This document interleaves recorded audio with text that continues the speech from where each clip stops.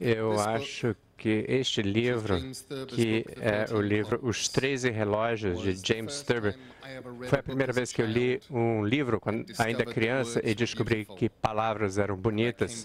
Eu voltei a esse livro depois de adulto e descobri que eram tão bonitas quanto eu pensava quando tinha 7 anos. Então, aqui é o começo dos 13 Relógios, de James Thurber.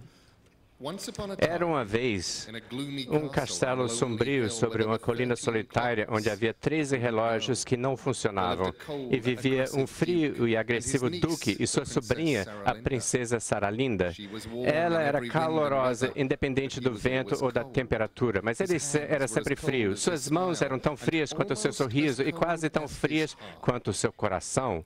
Ele usava luvas quando dormia. Ele usava luvas quando estava acordado, o que o atrapalhava a pegar alfinetes ou moedas ou sementes ou rasgar as asas de roxinóis.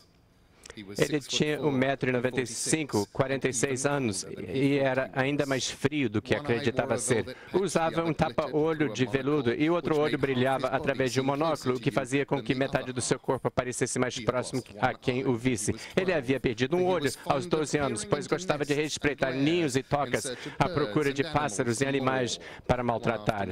Uma tarde, uma mãe pássaro o maltratou primeiro. Suas noites eram reservadas aos sonhos maléficos e seus dias aos planos malvados.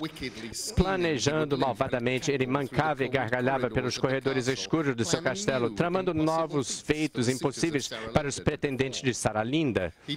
Ele não queria dar a mão dela em casamento, já que ela era a única mão quente do castelo.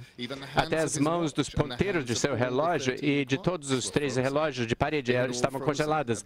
Elas haviam todas congeladas ao mesmo tempo, numa noite de neve, 7 anos antes, e depois disso faltava sempre 10 minutos para 5 do castelo. Viajantes e marinheiros olhavam para o castelo sombrio na coluna solidária e diziam: o tempo lá está congelado, é sempre antes, nunca é agora. O Duque Frio tinha medo do agora, pois o agora era quente e urgente, e o antes está morto e enterrado. O agora poderia trazer um certo cavaleiro de coragem alegre e brilhante, mas não, murmurava o frio Duque.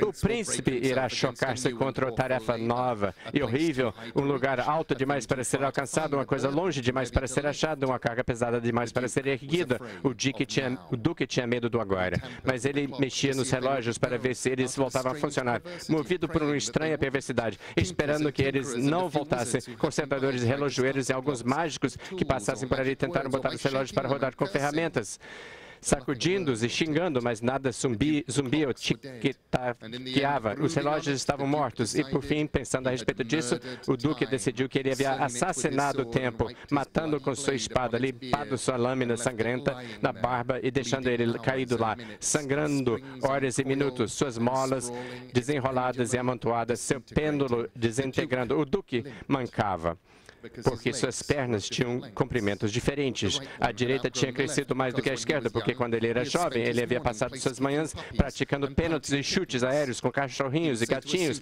Ele costumava perguntar aos pretendentes: qual é a diferença no comprimento das minhas pernas? E se um dos jovens respondesse: uma é mais curta do que a outra. O Duque atravessava a espada e dava aos gansos. O pretendente deveria dizer: ora, uma é mais longa do que a outra.